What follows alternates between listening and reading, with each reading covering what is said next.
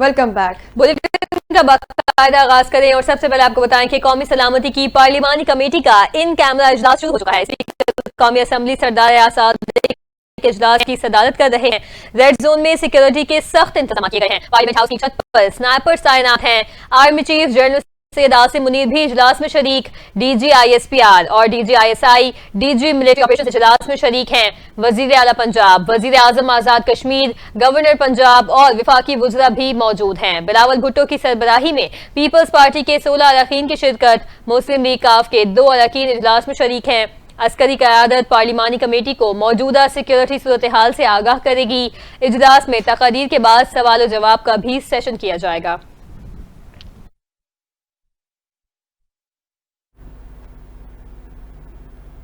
دوسری جانب تحریک انصاف نے قومی سلامتی پارلیمانی کمیٹی اجلاس کا بائیکاٹ کر دیا ہے۔ P T I secretary general Salman Akram کا کہنا ہے کہ ہماری طرف سے کوئی نمائندہ اجلاس میں نہیں جائے گا۔ علی امین گنڈاپور بطور وزیر اعلیٰ خیبر پختونخوا شرکت کریں گے۔ اسلام آباد میں میڈیا سے گفتگو کرتے ہوئے secretary general P T I Salman Akram Raja نے کہا کہ علی امین گنڈاپور بطور وزیر اعلیٰ اجلاس میں شریک ہوں گے۔ اس وقت ہم کسی بھی آپریشن کے حق میں نہیں ہیں، 77 سالوں سے ان حالات کا شکار ہیں اور اس حالات کے حق میں نہیں۔ سلمان اکرم راجہ نے کہا کہ ہم نے اس میٹنگ میں شریک ہونے سے انکار کر دیا ہے۔ گزشتہ روز سیاسی کمیٹی کے اجلاس میں ہم نے فیصلہ کیا، ہماری طرف سے کوئی نمائندہ میٹنگ میں نہیں جائے گا۔ انہوں نے کہا کہ بانی پی ٹی آئی کو پے رول پر رہا کیا جائے تاکہ وہ اجلاس میں شرکت کر سکیں۔ ہم پاکستان کے ہر پسماندہ طبقات کے لوگوں کے حقوق دلوانے ہیں۔ ہم نے اس ملک کو ٹھیک کرنا ہے اور فسطائیت کا خاتمہ کرنا ہے۔ اور یہاں آپ کو اپڈیٹ کریں، army chief general Syed Asim Munir سے بحرین کے کمانڈر نے ملاقات کی ہے۔ آئی ایس پی آر کے مطابق بحرین کے نیشنل گارڈ کے کمانڈر جنرل شیخ محمد بن عیسیٰ بن سلمان الخلیفہ نے جی ایچ کیو کا دورہ کیا۔ ملاقات کے دوران آرمی چیف نے مشترکہ سیکیورٹی چیلنجز سے نمٹنے کے لیے تعاون کی اہمیت پر زور دیا۔ آرمی چیف نے خطے میں امن اور استحکام کے لیے بھی تعاون کی اہمیت کو اجاگر کیا۔ آئی ایس پی آر کے مطابق بحرین کے کمانڈر نے مسلح افواج کی پیشہ ورانہ صلاحیتوں کی تعریف کی اور دہشت گردی کے خلاف مسلح افواج کی کوششوں کو بھی سراہا۔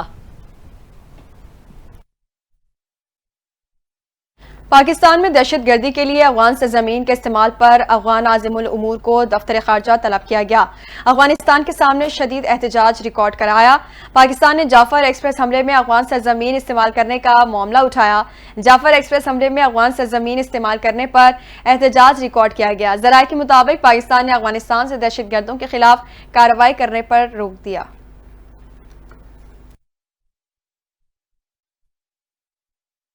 آپ کو بتائیں کہ وزیر دفاع خواجہ آصف نے کہا کہ دہشت گردوں کے افغانستان میں ٹھکانوں کے ثبوت موجود ہیں۔ خیبر پختونخوا اور بلوچستان میں مسئلے کا بیک گراؤنڈ بہت مختلف ہے۔ بلوچستان اور کے پی میں دہشت گردی کی الگ الگ وجوہات ہیں۔ افغانستان میں اندرونی اختلافات شدت اختیار کر چکے ہیں۔ مجھے لگتا ہے Afghan Taliban T T P کو کنٹرول کرنے کی پوزیشن میں نہیں۔ بلوچستان میں اعتماد کی فضا برقرار رکھ کر تحفظات دور کرنے پڑیں گے۔ بلوچستان کے تحفظات 50 سال پرانے ہیں۔ بلوچستان کے حالات پر حکومت غور کر رہی ہے۔ خواجہ آصف نے مزید کہا کہ نواز شریف کے دور میں بلوچستان کے حالات ٹھیک ہو گئے تھے۔ 2018 تک بلوچستان میں کوئی پرابلم ایسی نہیں رہی۔ بلوچستان کے سیاسی لوگوں کو بھی اپنے کردار پر نظر دوڑانی چاہیے۔ افغانستان کے اندرونی حالات کی وجہ سے وہاں بھی غیر یقینی صورتحال ہے۔ ہم چاہتے ہیں کہ افغانستان میں اچھی حکومت بنے اور امن قائم رہے۔ افغانستان بلوچستان میں مسائل کو ہوا نہ دے، ان کے اپنے ہاتھ بھی جل سکتے ہیں۔ بانی پی ٹی آئی نے ابھی تک دہشت گردی کے واقعات کی مذمت نہیں کی۔ دنیا کی ہر چیز پر بیان دیتے ہیں، اس قومی مسئلے پر انہوں نے کوئی بیان نہیں دیا۔ بانی پی ٹی آئی دہشت گردوں کے معاملے پر دونوں صوبوں میں پاکستان کے ساتھ نہیں۔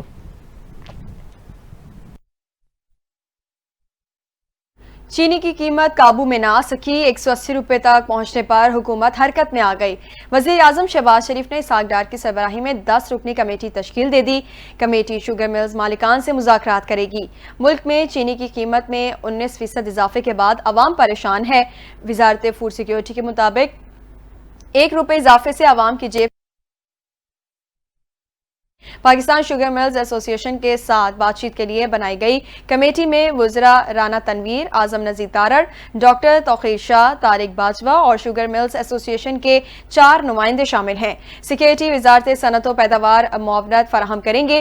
کمیٹی کو 3 دن میں رپورٹ پیش کرنے کی ہدایت، تاہم وزیر اعظم کے معاون خصوصی برائے صنعت ہارون اختر خان کو کمیٹی میں شامل نہیں کیا گیا۔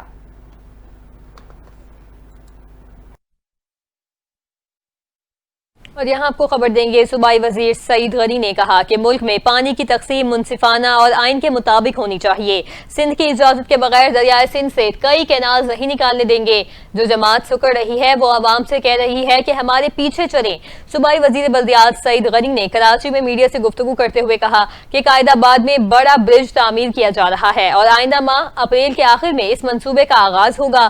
سعید غنی نے کہا کہ ملک میں پانی کی کمی ایک بڑا مسئلہ ہے۔ اس حوالے سے سندھ اور پنجاب دونوں کو چیلنجز درپیش ہیں۔ ان کا کہنا تھا کہ سندھ میں بھی پانی کی قلت ہے، لیکن اس کے باوجود ہمارے عوام کو پینے کا پانی میسر ہے۔ مخالفین پیپلز پارٹی پر تنقید کر رہے ہیں کہ ہم کچھ نہیں کر رہے، جبکہ حقیقت یہ ہے کہ جب کسی کو علم بھی نہیں تھا اس وقت ہم نے کینالز پر آواز اٹھائی تھی۔ سعید غنی نے کہا کہ پانی کی تقسیم کا طریقہ کار منصفانہ، قانونی اور آئینی اصولوں کے مطابق ہونا چاہیے۔ انہوں نے پیپلز پارٹی کے موقف کو واضح کرتے ہوئے کہا کہ سندھ کی اجازت کے بغیر نئی کینالز نہیں نکالی جا سکتی اور نئی کینالز بنانے کا منصوبہ فی الحال ممکن نہیں۔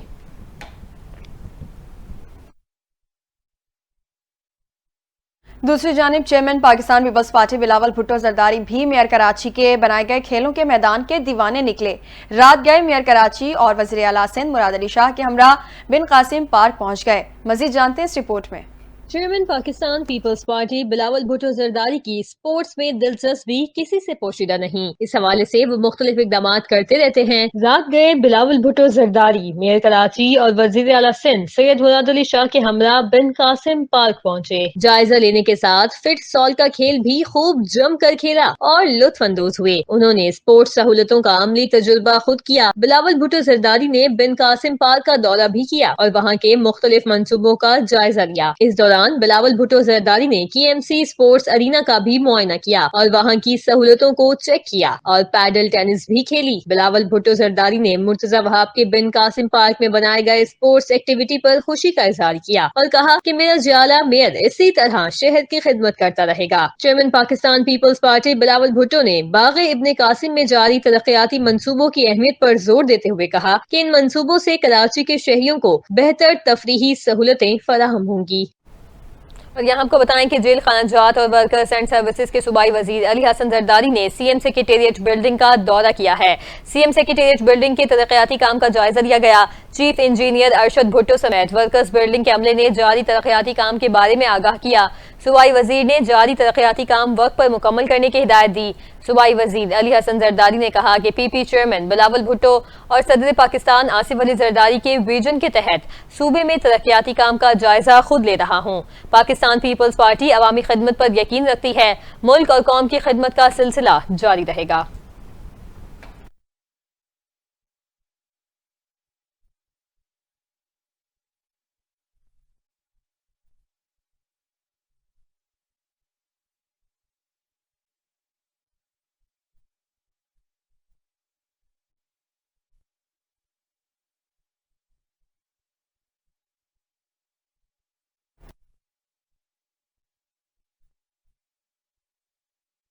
اپڈیٹ کریں گے۔ ماہ سیام کے بابرکت مہینے میں گراں فروشی عروج پر پہنچ گئی ہے۔ خانیوال شہر اور گردنواں میں فروٹ کی قیمتوں میں بے پناہ اضافہ ہو گیا ہے۔ کھجور، سیب، کیلا، مالٹا، امرود، اسٹرابری سمیت تمام فروٹ عام آدمی کی پہنچ سے دور ہو گئے ہیں۔ کھجور اور فروٹ چاٹ سے روزہ افطار کرنا انتہائی مشکل ہو گیا ہے۔ اسی حوالے سے مزید تفصیلات جان لیتے ہیں ہمارے ڈسٹرکٹ رپورٹر عدنان رسول سے، جو اس وقت ہمارے ساتھ موجود ہیں۔ جی عدنان، بتائیے گا۔ سیام جو ہے وہ اس وقت جاری ہے، تو کھانے وال کے شہریوں کی بڑی تعداد جو روزہ رکھتی ہے تو روزے کے افطار کے لیے فروٹ کی خریداری کرتے ہوئے دکھائی دیتے ہیں، جہاں پر شہری کیلا، امرود، اسٹرابری اور اس کے ساتھ کھجور اور دیگر قسم کے فروٹ خرید رہے ہیں۔ تو کھانے وال کے شہری یہاں پر مہنگائی کا بھی شکوہ کرتے ہوئے دکھائی دے رہے ہیں۔ یہاں پر شہری ہیں جو فروٹ خریدنے کے لیے ہیں، ان سے بات کریں گے اس حوالے سے وہ کیا کہیں گے۔ آپ آئے ہیں فروٹ خریدنے کے لیے، تو اس حوالے سے کیا کہیں گے؟ کن کن چیزوں کی ضرورت ہوتی ہے افطار دسترخوان کو سجانے کے لیے؟ جی بسم اللہ الرحمن الرحیم۔ یہ روزہ جب سے رمضان شریف آیا ہے، رمضان شریف میں فروٹ کی تو اشد ضرورت ہوتی ہے افطار کے دسترخوان پر نا۔ اور یہ جو سیب ہے، کیلا ہے، جیسے ہی رمضان شریف آیا یہ ویسے ہی تیز ہو گیا، ریٹ کم از کم 100 روپے پر ایٹم پر بڑھ گیا۔ اور بچوں کی ڈیمانڈ ہوتی ہے فروٹ چاٹ اور جوس وغیرہ یہ وہ، اور اس کے بغیر ویسے دسترخوان ادھورا ہے، افطار کا جو دسترخوان ہے نا وہ ادھورا ہے، مگر ہماری پہنچ سے دور چلا گیا ہے، ہم خرید نہیں سکتے، بچوں کی ڈیمانڈیں بھی پوری کرنی ہوتی ہے اور فروٹ چاٹ وغیرہ بنا کر ان کو دینا ہوتا ہے، مگر گورنمنٹ کو چاہیے کہ اس پر ان کو ریلیف دے، اور گورنمنٹ کو اس پر ریلیف دیتے ہوئے، ان کا بیچاروں کا کوئی قصور نہیں ہے ٹھیلے والوں کا، ان کو تو مارکیٹ میں جیسے ملتا ہے ویسے ہمیں آگے دے دیتے ہیں، پیچھے ان پہ کنٹرول کیا جائے، تو ان کے جو ریٹس کنٹرول کرنے والے ادارے ہیں ان کی ذمہ داری میں سختی سے ان کا نوٹس لیا جائے کہ تاکہ کنٹرول کر کے غریب عوام اپنے بچوں کو روزے رکھوا سکے، مہربانی ہوگی، ہم تو حکومت سے اپیل جیسے کہ آپ یہ بتائیے گا کہ جو پنجاب گورنمنٹ کی جانب سے اور ضلع انتظامیہ خانیوال کی جانب سے پرائس کنٹرول مجسٹریٹ کو بنایا گیا، ان کی ایک ٹیم بنائی گئی ہے، وہ یہاں پر چیک اینڈ بیلنس کرتے ہوئے دکھائی دے رہے ہیں تاکہ عام آدمی کو ریلیف مل سکے، اس حوالے سے بتائیں۔ میرا نہیں خیال ہے کہ ابھی تک کوئی اس طریقے سے کوئی عمل میں آئی ہے کوئی ایسی بات، اگر آتی تو شاید کوئی کنٹرول ہوتا، مگر وہ یہاں آگے کنٹرول کرتی ہیں، یہاں پہ تو کوئی فائدہ نہیں ہے، پیچھے جائے جہاں سے یعنی کہ یہ سسٹم چلتا ہے، جہاں سے یہ ریٹس نکلتے ہیں وہاں کنٹرول کرنا چاہیے، اچھا اقدام ہے گورنمنٹ کا، ہم چاہتے ہیں کہ ہونا چاہیے، مجسٹریٹ کو دورے کرنے چاہیے، مگر ان پہ زیادہ نہ ان کو تنگ کرے، بجائے جہاں سے ریٹس نکلتے ہیں وہاں پر جا کے اپنی یعنی کہ ڈیوٹی سر انجام دی جائے۔ بچوں کی ڈیمانڈ ہے وہ بھی پوری کرنی ہے، بچوں کی فرمائش ہوتی ہے افطار دسترخوان پر فروٹ چاٹ کی، لیکن ان کا یہ کہنا تھا کہ ان کی قیمتوں میں اضافہ ہونے سے وہ انتہائی مشکل ہو گئی ہیں، تو مزید ان کا کہنا تھا کہ مہنگائی کا عنصر بھی موجود ہے، چیک اینڈ بیلنس کے لیے جو پرائس کنٹرول مجسٹریٹ بنائے گئے ہیں وہ ان کو چیک کریں، ان کے ریٹ کے حوالے سے خاص طور پہ وہ چیک کریں تاکہ عام آدمی کو ریلیف مل سکے اور بچوں کو اپنے کو فروٹ کھلا کے افطار دسترخوان کو سجا سکے۔ جی ادھر وہاڑی میں بھی مہنگائی کا جن بے قابو ہو کر رہ گیا، مہنگائی کو کم کرنے کے حکومتی دعوے دھرے کے دھرے رہ گئے، پرائس کنٹرول کمیٹیاں اشیاء خودنوش کی قیمتوں کو کم کرنے میں ناکام ہو گئی ہیں۔ مزید جان لیتے ہیں اپنے نمائندے مصدق چودھری سے۔ جی مصدق، آگاہ کیجیے گا، کیا صورتحال دیکھ رہے ہیں آپ؟ ہاں جی بالکل، حکومت کی طرف سے مہنگائی کو کم کرنے کے جو دعوے ہیں وہ بالکل دھرے کے دھرے رہ گئے ہیں، اشیاء خودنوش کی قیمتیں آئے روز آسمانوں سے باتیں کرنے لگی ہے، جو پرائس کنٹرول کمیٹیاں جو پرائس کو کم کرنے کے لیے بالکل ناکام ہو کر رہ گئی ہیں، وہ اپنے دفتروں میں بیٹھ کر فرضی کارروائیں ڈال کر اعلیٰ افسران کو سب اوکے کی رپورٹ کر رہے ہیں۔ میں اس وقت موجود ہوں ایک ڈپارٹمنٹل اسٹور میں، یہاں پر میرے ساتھ کچھ شہری جو سامان کی خریداری کر رہے ہیں، آئیے ان سے اس حوالے سے مزید بات کرتے ہیں۔ جی سب سے پہلے تو آپ یہ بتائیں کہ آپ یہاں پر خریداری کرنے آئے ہوئے ہیں، آپ یہ بتائیں کہ رمضان سے پہلے جو قیمتیں تھیں اور جو رمضان کے بعد آپ اشیاء خودنوش لے رہے ہیں ان میں تقریباً کتنے فیصد اضافہ ہوا ہے؟ جی بالکل، جو ماہ رمضان سے پہلے جو اشیاء خودنوش ہم خریدتے تھے، جس میں چینی ہو گئی، آٹا ہو گیا، گوشت ہو گیا اور دالیں ہو گئیں، اب جب یہ رمضان شریف آیا ہے تو ان میں یہ تقریباً 30 سے 35% اضافہ ہوا ہے۔ یہ اس نیک ماہ میں بالکل ان قیمتوں میں نا جو اضافہ ہوا ہے، گورنمنٹ کی طرف سے کوئی ریلیف نہیں دیا جا رہا اور نہ ان کو قیمتوں کو چیک کیا جا رہا ہے۔ سبزی کے جو ہے ریٹ دیکھ لیں، پھل فروٹ کے دے رہے ہیں، اسٹرابری جو ہے نا اب بھی 400 روپے کلو میں مل رہی ہے، امرود 200 روپے کلو میں مل رہا ہے، تو کہاں جائے غریب آدمی، کیا کرے جی؟ تو میں تو یہی کہہ سکتی ہوں، وزیر اعلیٰ پنجاب کہہ سکتا ہوں کہ وزیر اعلیٰ پنجاب جو ہے نا یہ اس کے لیے فوری اقدامات اٹھائیں گے۔ جی بالکل، شہریوں کو یہی کہنا ہے کہ رمضان سے پہلے اشیاء خودنوش کی قیمتیں بالکل کم تھی، جو ہی رمضان آیا تو اشیاء خودنوش کی قیمتوں میں 30 سے 35% جو اضافہ ہو چکا ہے۔ رمضان سے پہلے جو چکن تھا وہ 500 روپے کلو مارکیٹ میں فروخت ہو رہا تھا، اب اس کی قیمت 700 بڑھ گئی ہے۔ اس کے علاوہ جو بیف کا گوشت تھا وہ پہلے 700 تھا، اب بڑھ کر 1000 روپے ہو چکا ہے۔ اگر بات کی جائے پھلوں کی تو پھلوں کی قیمتوں میں ایپل جو تھا وہ رمضان سے پہلے تقریباً 300 روپے کلو پھر مارکیٹ میں فروخت ہو رہا تھا، اب اس کی قیمت 400 روپے کلو ہو کر رہ گئی ہے۔ اشیاء خودنوش کی جس طرح یہ قیمتیں بڑھ رہی ہیں، غریب عوام کے لیے ان کو خریدنا ناممکن ہو کر رہ گیا ہے۔ جی دوسری جانب جھنگ میں بھی ماہ رمضان میں مہنگائی کا طوفان بے قابو ہو گیا ہے، اشیاء خودنوش کی قیمتیں آسمان سے باتیں کرنے لگی ہیں، شہریوں کو مشکلات کا سامنا ہے۔ جھنگ سے رپورٹ کر رہے ہیں سید اسد حیات۔ جھنگ میں ماہ رمضان میں مہنگائی کا طوفان بے قابو ہو گیا، رمضان المبارک میں اشیاء خودنوش کی قیمتیں آسمان سے باتیں کرنے لگی، شہریوں کو مشکلات کا سامنا ہے۔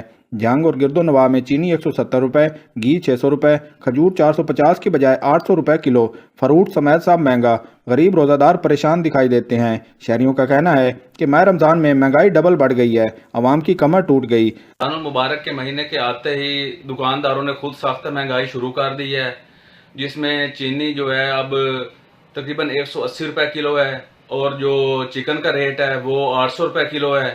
اسی طرح جو مٹن کا ریٹ ہے وہ 1500 سے بھی اوپر ہے, 1600 روپے تک بک رہا ہے. اور جو بیف کا ریٹ ہے وہ تقریباً 1100 روپے میں ہے. تو گورنمنٹ کے ریٹ اور ہیں, مگر جو دکانداروں نے خود ساختہ ریٹ اپنائے ہوئے ہیں, جو بیچ رہے ہیں ان کو کوئی پوچھنے والا نہیں. رمضان رحمت یا مہنگائی کا امتحان, غریب کو افطار کے لالے پڑ گئے. قیمتیں دگنی مگر ریلیف ندارد, روزہ دار ضلعی انتظامیہ سے نلاں. ماہ رمضان میں حکومت کا عوام کو ریلیف کی بجائے مہنگائی کا تحفہ, چینی گھی فروٹ سب مہنگا.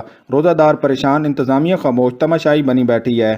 چکن سرکاری ریٹ 591 روپے جبکہ عام مارکیٹ میں 750 روپے فروخت ہونے لگا. بڑا گوشت 700 کی بجائے 1100 روپے میں فروخت ہونے لگا. ماہ رمضان میں اشیاء خورد و نوش کی قیمتیں بلند, عوام بے بس. شہریوں نے حکومت پنجاب سے اشیاء خورد و نوش کی قیمتوں میں کمی لانے کا مطالبہ کیا ہے. کیمرہ ٹیم کے ساتھ سید اسدیات, NTN نیوز, جنگ. آگے بڑھیں اور اب آپ کو بتائیں کہ پاکستان میں دہشت گردی کے مختلف واقعات میں افغانستان کے ملوث ہونے کے ثبوتوں نے اس بات کو واضح کر دیا ہے کہ سرزمین پاک میں جاری دہشت گردی کی کارروائیوں کے پیچھے کس کا ہاتھ ہے. اس حوالے سے سلامتی کونسل میں پاکستان نے اپنا مطالبہ پیش کر دیا ہے. مزید جان لیتے ہیں اس رپورٹ میں. پاکستان میں دہشت گردی کے پیچھے افغانستان کا ہاتھ ہے, یہ بات ثابت ہو چکی ہے. پاک افواج اور سیکیورٹی فورسز مسلسل دہشت گردوں کا مقابلہ کر رہی ہیں اور اب تک سینکڑوں بہادر سیکیورٹی اہلکار اور افسران اپنی قیمتی جانوں کے نذرانے ملک و قوم پر نچھاور کر چکے ہیں. پاکستان نے مطالبہ کیا ہے کہ افغانستان سے ہونے والی دہشت گردی کو ترجیحی مسئلہ قرار دیا جائے. اقوام متحدہ کے مستقل مندوب منیر اکرم نے نیو یارک میں سلامتی کونسل کے اجلاس سے خطاب کرتے ہوئے کہا کہ جعفر ایکسپریس حملے کے دوران دہشت گردوں کا اپنے ہینڈلر سے افغانستان میں مسلسل رابطہ تھا. دہشت گردوں کو افغانستان سے حملے کی منصوبہ بندی اور ہدایات دی گئی تھی. منیر اکرم نے کہا کہ طالبان حکومت نے داعش کے خاتمے کے لیے مؤثر کردار ادا نہیں کیا. کالعدم TTP, BLA, مجید بریگیڈ سرحد پار حملوں میں ملوث ہیں. ہمارے پاس شواہد ہیں. حملہ دشمنوں نے افغان پراکسیز کے ذریعے کروایا. مستقل مندوب منیر اکرم کا کہنا تھا کہ دہشت گردی کے مرتکب منتظمین, مالی معاونین, سرپرستوں کو کٹہرے میں لایا جائے. سلامتی کونسل دہشت گردی کے خلاف پاکستان کے ساتھ فعال تعاون کرے. اور یہ افسوسناک خبر سے آگاہ کریں گے. جنگ بندی معاہدے کے باوجود غزہ پٹی میں اسرائیل نے فضائی حملے کر دیے. کم از کم 100 فلسطینی شہید اور 150 سے زائد زخمی ہو گئے ہیں. فلسطین کی سول ایمرجنسی سروس کا کہنا ہے کہ غزہ میں سحری کے وقت اسرائیلی فوج نے 35 فضائی حملے کیے. غیر ملکی خبررساں ایجنسی کے مطابق اسرائیلی فوج کی جانب سے وسطی غزہ کے دیر البلح میں 3 گھروں کو نشانہ بنایا گیا. خان یونس اور رفح میں بھی حملے کیے گئے. 19 جنوری کو حماس کے ساتھ جنگ بندی کے آغاز کے بعد سے اسرائیل کی جانب سے یہ سب سے بڑے حملے کیے گئے ہیں. اسرائیلی وزیر اعظم کے دفتر کا کہنا ہے کہ حماس کی جانب سے یرغمالیوں کی رہائی سے بار بار انکار اور دی گئی تمام تجاویز کو مسترد کرنے کے بعد اسرائیلی فوج کو غزہ میں حماس کے خلاف سخت ایکشن لینے کی ہدایت جاری کی گئی ہے. اسرائیلی فوج کے مطابق غزہ میں حماس سے تعلق رکھنے والے اہداف پر بمباری کی گئی, جبکہ وائٹ ہاؤس کا کہنا ہے کہ حملوں سے متعلق امریکہ سے مشاورت کی گئی تھی. اب آپ کو بتائیں کہ سربراہ خارجہ پالیسی کاجو کالس نے کہا کہ یورپی یونین کا شام اور اس کے پڑوسیوں کے لیے 6.3 ارب ڈالر دینے کا وعدہ ہے. یورپی یونین کی اعلیٰ نمائندہ برائے خارجہ امور و سلامتی پالیسی کاجو کالس نے کہا کہ یہ منتقلی اہم وقت میں شام کی مدد کرے گی اور زمینی ضرورتوں کو پورا کرے گی. میڈیا رپورٹس کے مطابق اٹلی اور اسپین نے یوکرین کے لیے یورپی یونین کے 43 ارب ڈالر فوجی امداد کے پیکج کی مخالفت کر دی ہے. یورپی یونین کے اس پیکج میں ہر ملک کو اپنے حجم کے حساب سے حصہ ڈالنا ہے.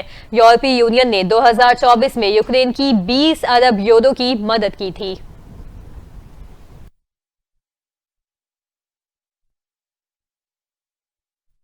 کھیلوں کی دنیا سے خبر دیں گے. نیوزی لینڈ نے دوسرے T20 میچ میں بھی پاکستان کو 5 وکٹوں سے شکست دی تھی. ڈونیٹن میں کھیلے جانے والے میچ کا ٹاس بارش کے سبب 15 اوورز تک محدود رہا. پاکستان نے پہلے بیٹنگ کرتے ہوئے نیوزی لینڈ کو 136 رنز کا ہدف دیا تھا, جو کیویز نے 13.1 اوورز میں 5 وکٹوں کے نقصان پر حاصل کر لیا. نیوزی لینڈ کے اوپنرز نے جارحانہ آغاز فراہم کیا اور 67 رنز کی اوپننگ پارٹنرشپ قائم کی. टीम सेफरेट 22 गेंदों पर 45 रन बनाकर आउट हुए। उनके इनिंग्स में 5 छक्के और 3 चौके शामिल थे। पाकिस्तान की जानिब से हारिस रऊफ ने 2 और मोहम्मद अली, खुशदिल शाह, जहांदाद खान ने 1-1 विकेट हासिल की। पाकिस्तान ने 15 ओवर्स में 9 विकेटों पर 135 रन बनाए। पाकिस्तानी बैटर्स ने एक बार फिर गैर जिम्मेदारी दिखाई। हारिस 11, इरफान 11, हसन नवाज दूसरे मैच में भी खाता न खोल सके। खुशदिल 2 पर आउट हुए। कप्तान सलमान आगा 46 और शादाब खान 26 रन बना सके। डिफी, सोधी, सीयर्स और नीशम ने 2-2 विकेटें हासिल की।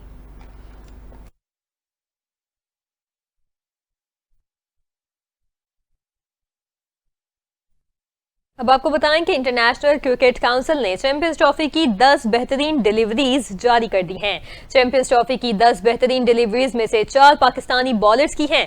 अबरार अहमद की 2, नसीम शाह और शाहीन शाह अफरीदी की 1-1 बॉल शामिल है। न्यूजीलैंड के डेविन कॉनवे और इंडिया के शुभमन गिल के खिलाफ अबरार की गेंद बेहतरीन डिलीवरीज में शामिल की गई है। शाहीन शाह अफरीदी का रोहित शर्मा को बोल्ड करना भी बेहतरीन डिलीवरीज में शामिल किया गया, जबकि केन विलियमसन को आउट करने के लिए नसीम शाह की गेंद भी बेहतरीन डिलीवरीज में शामिल है।